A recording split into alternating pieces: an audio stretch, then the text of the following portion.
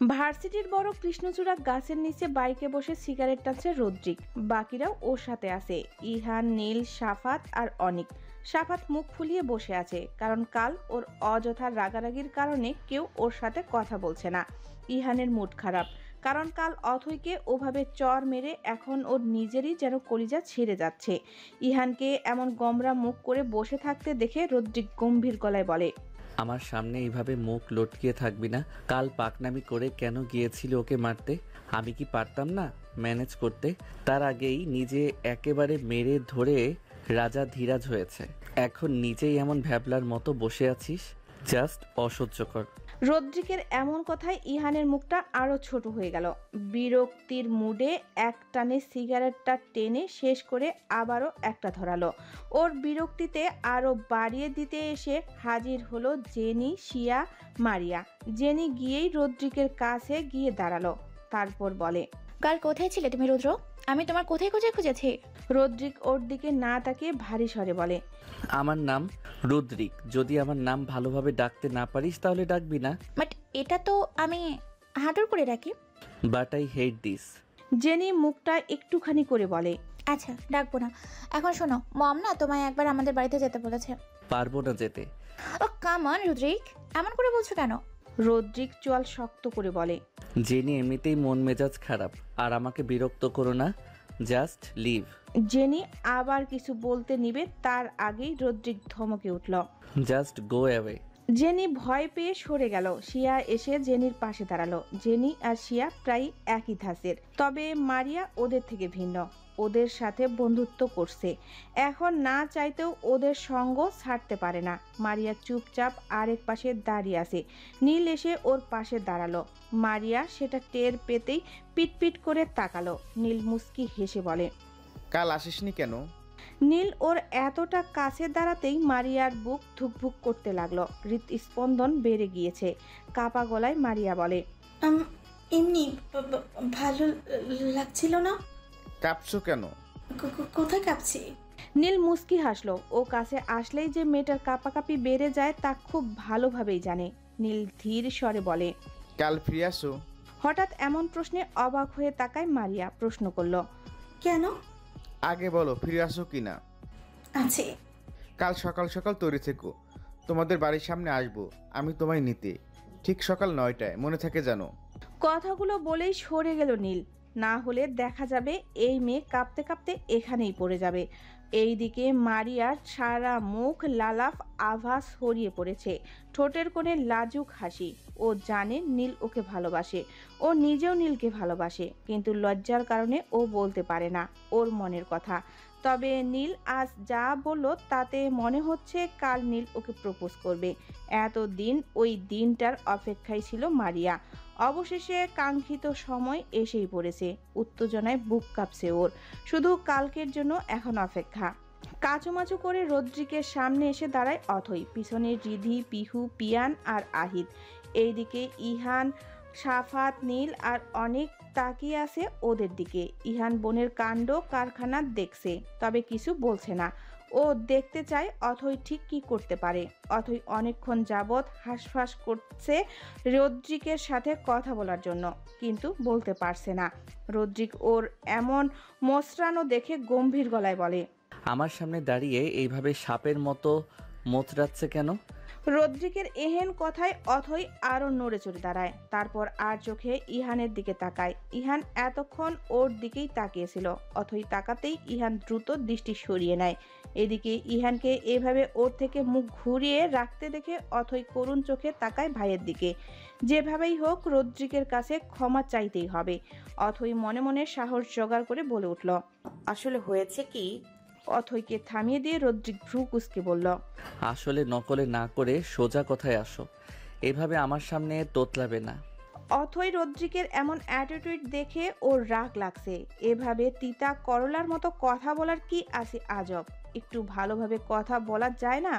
পরক্ষণে আবার ভাবে রদ্রিকের থেকে ভালো ব্যবহার আশা করা আসলেই বোকামি। ও যেই জঘন্য ব্যবহার রদ্রিকের সাথে করেছে, সেই তুলনায় রদ্রিক বেশ ভদ্র ব্যবহারই করছে ওর সাথে। অথই কণ্ঠে জোর এনে বলে, আসলে ভাইয়া সেদিন কিছু না জেনেই আপনার সাথে এরকম ব্যবহার করা আমার উচিত হয়নি। আমি নিজের ব্যবহারের জন্য খুবই লজ্জিত। আমাকে ক্ষমা করে দিবেন ভাইয়া, আমি ভীষণ লজ্জিত। রদ্রিক বাঁকা চোখে তাকায় অথয়ের দিকে, পরক্ষণে ভ্রু উঁচু করে বলে। আর যদি বলি আমি তোমায় ক্ষমা করব না তাহলে? অথয় রদ্রিকের কথায় বেশ ঘাবড়ে যায়, ইহানের দিকে তাকিয়ে বলে উঠল। ক্ষমা আপনাকে করতেই হবে। মগের মূল্যক নাকি? এখন কি আমার কাছে থেকে তুমি জোর করে ক্ষমা চেয়ে নিবে? ক্ষমা করতে হয় মন থেকে। প্লিজ ভাইয়া, ক্ষমা করে দিন না। আপনি যা বলবেন আমি তাই করব, তাও আমায় ক্ষমা করবেন। অথয়ের কথায় রদ্রিকের ঠোঁটে বাঁকা হাসি ফুটে ওঠে, অথয়ের দিকে তির্যা চোখে চেয়ে বলে। আমি যা বলবো তাই করবে। অথয় ভয় পেয়ে গেল একটু, লোকটা এমন করে বলল কেন? নিজের কথায় কি এখন নিজেই ফেসে যাবে নাকি? অথয় আমতা আমতা করে বলল। হ্যাঁ হ্যাঁ, আপনি যা বলবেন তাই করব। রদ্রিক ইহানের দিকে তাকায়, ওকে উদ্দেশ্য করে বলে। কি রে ইহান, শুনেছিস তোর বোনের কথা? এখন আমি যা বলবো ও নাকি তাই করবে। কি রে, কি বলিস? ইহান জানে রদ্রিক এমন কিছু করবে না যাতে ওর বোনের সম্মানহানি হয়। রদ্রিককে ও প্রচন্ড বিশ্বাস করে। ইহান চড়া চোখে অথয়ের দিকে তাকিয়ে বলে ওঠে। দোষ যেহেতু ও করেছে, যা শাস্তি দেওয়ার তাই তুই দিতে পারিস। আর আমি এটাও জানি তুই এমন কিছু করবি না যেটা আমি পছন্দ করব না। রদ্রিক অথয়ের উদ্দেশ্য করে বাঁকা হেসে বলে। আগামী 1 সপ্তাহ আমি যা বলবো তুমি তাই করবে। আজ পর্যন্ত কেউ সাহস করেনি কেউ আরিহান রদ্রিকের কলারে হাত দেওয়ার, সেটা তুমি করেছো। এখন আমি যা বলবো তুমি তাই করবে। তবে ভয় নেই, আরিহান রদ্রিক এমন কোনো কিছুই করবে না যাতে তোমার সম্মানহানি হয়। এটা তোমার আর ইহানের কাছে আমার ওয়াদা। অথই হা করে তাকিয়ে আছে রদ্রিকের দিকে। এই লোক যে এভাবে তাকে ফাঁসিয়ে দিবে কল্পনাতেও ভাবতে পারেনি ও। অথই বলে উঠল। তাই বলে 1 সপ্তাহ? হ্যাঁ, 1 সপ্তাহ। রাজি থাকলে বলো, না হলে নেই। আচ্ছা, আমি রাজি। রদ্রিক শয়তানি হাসি হেসে মনে মনে বলে। এটা তো শুধু বাহানা। 1 সপ্তাহ না, তোমাকে সারা জীবনের জন্য আমার কাছে রাখার ব্যবস্থা করব আমি। একবার যেই মেয়ে রদ্রিকের চোখের দিকে তাকিয়ে রদ্রিকের কলার ধরার সাহস দেখিয়েছে, সেই মেয়েকে আমি রদ্রিক কোনোদিন হাতছাড়া করব না। তোমাকে তো এই আমার হতেই হবে, যে করেই হোক। মির্জা বাড়িতে সকালের নাস্তা করতে বসেছে একত্রে সবাই। আতিক মাহমুদ বারবার তাকাচ্ছে গম্ভীর মুখে বসে নাস্তা করতে থাকা রদ্রিকের দিকে। বেশ অনেকক্ষণ যাবৎ চেষ্টা করছে রদ্রিকের সাথে কথা বলার জন্য, কিন্তু পারছে না। দাদু, আপনাকে আর একটা রুটি দেই? রোজার কথায় নড়ে চড়ে বসে আতিক মাহমুদ রোজার প্রশ্নের উত্তর দিলেন। না, লাগবে না। আর তাছাড়া তুমি বসো, নাস্তা করতে পারো না? আর যেটা লাগবে সেটাই নিয়ে খেতে পারবে। রোজা হেসে বসে পড়ল। আতিক মাহমুদ এইবার রদ্রিকের দিকে তাকিয়ে গলা খাকারি দিয়ে বললেন। রুদ্রিক, তোর সাথে কথা আছে। রদ্রিকের গম্ভীর স্বরের জবাব। বলো, আমি শুনছি। ইম্পর্টেন্ট কথা। রদ্রিক এবার সোজাসুজি ভাবে তাকালো আতিক মাহমুদের দিকে, বলল। বলো। আতিক মাহবুব জিভ দিয়ে ঠোঁট ভিজিয়ে নিয়ে বলেন। তুমি বলেছিলে তুমি ফ্রি হলে আমার সাথে যাবে মেয়ে দেখতে, সেই কথা কি ভুলে গিয়েছো? রদ্রিক শান্ত কণ্ঠে বলে। না, ভুলেনি। তাহলে তুমি কবে যাবে? কতদিন হয়ে গেল? আমি তো বললাম আমি ফ্রি হলে জানাবো। কি এমন কাজ আছে তোমার যে একবারে ফ্রি হওয়ার সময়টুকু তুমি পাচ্ছ না? রদ্রিক তেরা জবাব দিল। তাহলে তুমি এমন আমার পিছনে হাত ধুয়ে পড়েছো কেন? আমার এখনো স্টাডি কমপ্লিট হয়নি। আতিক মাহবুব ভ্রু কুঁচকালেন নাতির কথায়, বললেন। সেটা নিয়ে তোমার ভাবতে হবে না। তুমি শুধু আমাকে একটা নাত বউ এনে দাও, তারপর তোমাকে আর লাগবে না। আমার নাত বউকে আমি আমার কাছেই রাখবো। রদ্রিক জুসের গ্লাসে চুমুক দিয়ে কপাল কুঁচকে বলল। বিয়ে যেহেতু আমাকে তুমি করাবেই, তাহলে আমার বিয়ে করা বউকে আমি তোমার কাছে কেন রাখতে যাব? আর এতই যেহেতু শখ, তাহলে নিজেই তো বিয়ে করে নিতে পারো। রোজা ফিক করে হেসে দিল। আরিয়ানও হাসছে, আর আরহাম সাহেব মুখ লুকিয়ে হাসছেন। তার বাবাকে শুধুমাত্র রদ্রিকই পারে বসে আনতে। আতিক মাহমুদ রেগে বলেন। চরম অসভ্য হয়েছিস তুই। সেটা আমি জানি, নতুন কিছু বলো। আতিক মাহমুদ না পেরে ইমোশনাল ব্ল্যাকমেল করলেন রদ্রিককে। আমার সাথে এইভাবে কথা বলছিস? আজ তোর মা আর দাদি থাকলে তাদের তো ফিরিয়ে দিতি না। আর আমি বুড়ো হয়ে গিয়েছি দেখে তোর কাছে আমার কথার কোনো দাম নেই।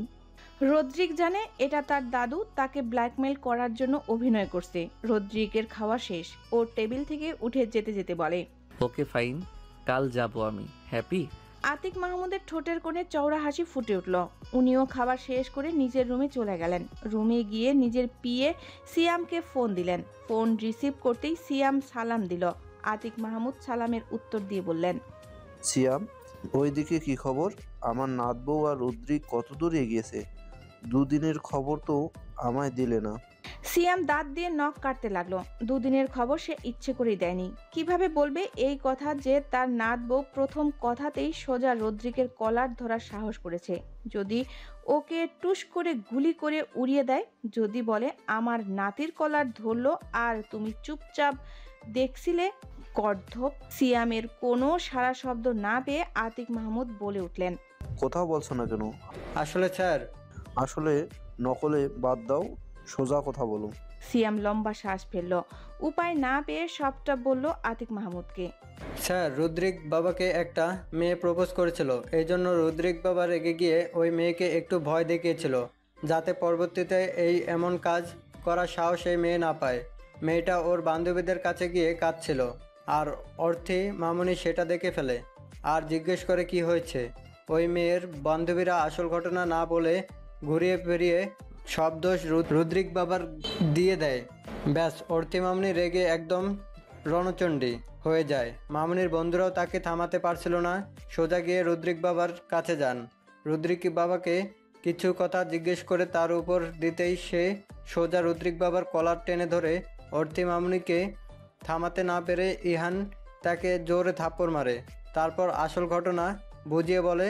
সব বলায় অর্থী মামুনি নিজের দোষ বুঝতে পারে হয়তো, তাই এর পরের দিন রুদ্রিক বাবার কাছে মাপ চাইতে চলে যায়।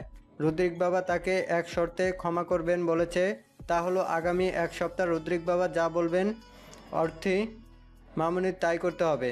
আর অর্থী মামুনি রাজিও হয়ে যান, কারণ উনাবিনা দোষে রুদ্রিক বাবার সাথে মিসবিহেভ করেছে তাই।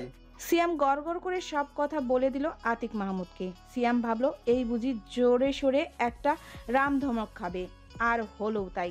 তবে যে কারণে ভয় পাচ্ছিল সে কারণে না, তার ঠিক উল্টোটা হলো। হতচ্ছাড়া, তুমি সেটা আজ আমায় বলছো? এ তো ইন্টারেস্টিং একটা ঘটনা। হ্যাঁ না হ্যাঁ। তারপর খুশিতে গদগদ হয়ে বললেন, আগামী এক সপ্তাহ রুদ্রিক আর অথই একসাথে থাকবে। সিয়াম, সকল ব্যবস্থা করো, যে করেই হোক এই এক সপ্তাহ ওদের কাছাকাছি আসতেই হবে। আর খেয়াল রাখবে তাদের একান্ত সময় যাতে অন্য কেউ ঢুকে ওদের ডিস্টার্ব করতে না পারে। সিয়াম অবাক হয়েই বলে, ওকে স্যার, আমি খেয়াল রাখবো। আতিক মাহমুদ ফোন কেটে দিলেন। সিয়াম অবাকের রেশ ধরেই বলল, স্যারের মাথা নিশ্চয়ই খারাপ হয়ে গেছে। রিদি তাড়াহুড়া করে ভার্সিটিতে ঢুকছিল, খেয়াল করেনি যে সামনে ইহান আসছে। ও যেতে নিতেই ইহানের সাথে জোরে সোরে একটা ধাক্কা খায়। ইহানের শক্তপোক্ত বুকের সাথে রিধির মুখটা গিয়ে জোরে বাড়ি খায়, ফলে ও নাকে অনেকটা ব্যথা পায়। রিদি ব্যথায় আর্তনাদ করে ওঠে। উফ, নাকটা বুঝি আমার শেষ। আল্লাহ! ইহান নিজের বুকেও ব্যথা পেয়েছে, তবে রিধির ব্যথাতুর কণ্ঠ শুনে ওর দিকে তাকালো। রিধি দু হাতে ওর নাক চেপে ধরে রেখেছে দেখে ইহান আলতো স্পর্শ করে রিধির হাতটা সরিয়ে দিল। দেখতে লাগলো রিধির কোনো গুরুতর আঘাত পেয়েছে নাকি। এইদিকে রিধি ইহানের স্পর্শে পুরো বরফের মতো জমে গিয়েছে। ওর হৃৎপিণ্ডটা অস্বাভাবিকভাবে জোরে জোরে বিট করছে। ইহানের হাতের এক একটা স্পর্শ ওর বুকের ভেতর তীব্রভাবে তোলপাড় সৃষ্টি করছে। গলা শুকিয়ে কাঠ হয়ে গিয়েছে ওর। ইহান দেখলো রিধির নাকটা লাল হয়ে গিয়েছে, তাই ইহান বলল, বেশি ব্যথা লেগেছে? রিধি মনোমুগ্ধের ন্যায় তাকিয়ে ইহানের দিকে সেভাবেই বলল, হ্যাঁ, অনেক ব্যথা। ইহানের ভ্রু কুঁচকে আসে, কপালে চিন্তার রেখা পড়ে। বলল, কোথায় ব্যথা করছে বলো আমাকে, ডাক্তারের কাছে যাবে? বুকে ব্যথা করে, খুব ব্যথা করে। এই ব্যথা কোনো ডক্টর ভালো করতে পারবে না। ইহান অবাক হয়ে বলে, আরে কি বলছো এসব? এমন কি হয়েছে যে ব্যথা ডাক্তার সারাতে পারবে না? এতক্ষণে হুঁশ আসে রিধিরও। ও এতক্ষণ কি বলছিল নিজের অজান্তেই। রিধি সজ্ঞানে আসতেই নিজের কর্মকাণ্ডে মন চাচ্ছে লজ্জায় মরে যেতে। লজ্জা শরম ত্যাগ করে কি বলে যাচ্ছিল ও এগুলো। লজ্জায় রিধির হাঁসফাঁস করে বলে, কোন ব্যথা? কিসের ব্যথা?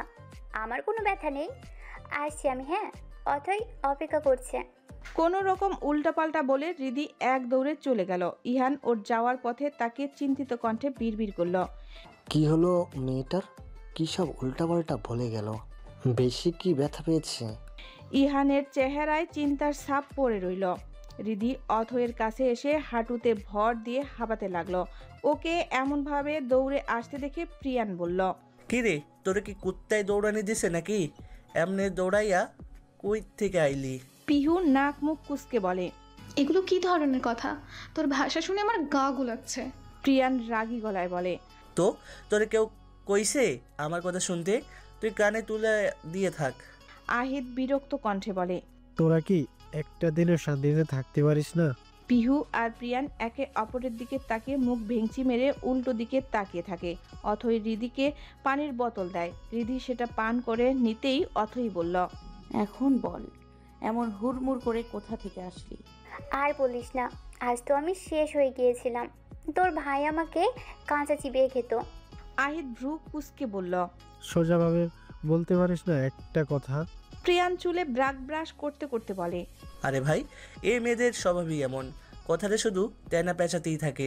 পিহু কটমট করে তাকায় প্রিয়ানের দিকে। তা দেখে প্রিয়ান ধমকে উঠে, ওই একদম এমনি তাকাবি না। তোরে কি আমি কিছু বলছি? তোর একটা কথাও আমার সহ্য হয় না। আর আমার তোরে সহ্য হয় না?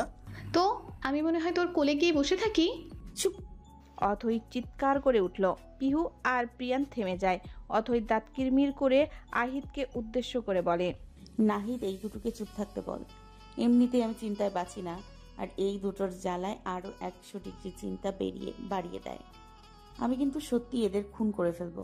পিহু প্রিয়ান ঠোঁটে আঙ্গুল চেপে একসাথে বলে, আর একবারও ঝগড়া করব না। সত্যি এই যে চুপ করলাম। পিহু রেগে প্রিয়ানের দিকে তাকিয়ে বলে, এই তুই আমার কথা নকল করলি কেন? প্রিয়ানও একই সুরে বলে, তুই করেছিস নকল, আমি না। আবার শুরু হয়ে যায় ওদের টম অ্যান্ড জেরির ঝগড়া। অথই আর রিধি কপাল চাপড়াতে লাগলো। আহিত হাসতে হাসতে বলে, এরা কোনোদিন শুধরাবে না, শুধু ওদের উপরে চিল্লিয়ে এনার্জি লস করিস তোরা। রিধি রেগে মেগে বলে, তোরে থামবি? আমাকে বলতে দিবি কিছু? পিহু আর প্রিয়ান সাময়িকের জন্য থেমে যায়, কারণ রিধি রেগে গিয়েছে। আর রিধি রাগ মানে পিঠের উপর ধারাম ধুরুম খুশি খাওয়া, আর তারা সেটা খেতে চায় না। পিহু আর প্রিয়ানকে থামতে দেখে অথই, রিধি আর আহিত স্বস্তির নিঃশ্বাস ফেলল। তারপর রিধি একটু আগের ঘটনা সবটা বলল ওদের। রিধির এমন পাগলামো কথা শুনে ওরা হাসতে হাসতে শেষ, আর রিধি মুখ ফুলিয়ে রেখেছে। কিন্তু এত হাস্যের মাঝে অথই চিন্তায় শেষ। আজ থেকে রদ্রিক ওকে যা বলবে ওর তাই করতে হবে। না জানি লোকটা ওকে দিয়ে কি কি করায়, ভেবেই গলা শুকিয়ে আসছে ওর। মন মেজাজ ভালো না অথয়ের। একটু আগে ওর মা এসে বলে গিয়েছে ওকে নাকি দেখতে আসবে। ওকে আর ইহানকে তাই আজ ভার্সিটিতে যেতে দেয়নি। ইহানও বেশ রাগারাগি করছে এই নিয়ে, কিন্তু ওর মা বলছে ছেলের পরিবার নাকি অনেক ভালো, আর তাছাড়া দেখতে এসে তো আর বিয়ে হয়ে যাচ্ছে না। অথই আর ইহানের রাগারাগিতেও কাজ হয়নি। অসহ্য লাগছে অথয়ের। মাত্র ভার্সিটিতে উঠেছে ও, আর এখনই কিসের দেখাদেখি শুরু করে দিয়েছে।